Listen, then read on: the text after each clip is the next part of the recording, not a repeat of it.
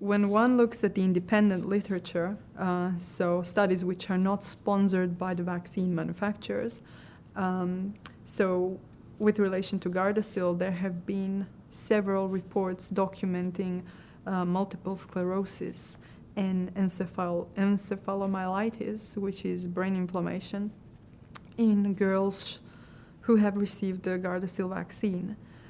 So just because a study sponsored by the manufacturers does not identify problems with the vaccine does not necessarily mean that the vaccine is safe. In fact, if one looks at the manufacturer studies, they're often not designed to detect serious adverse events.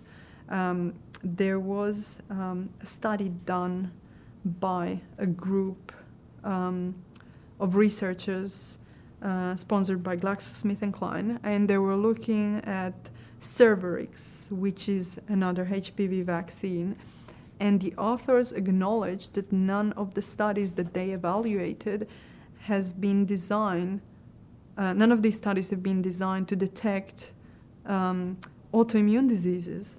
So obviously, you're not going to find what you're not looking for.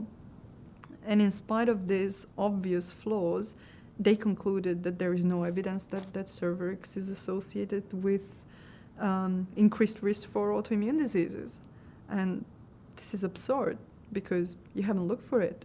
The study has not been designed to detect autoimmune diseases.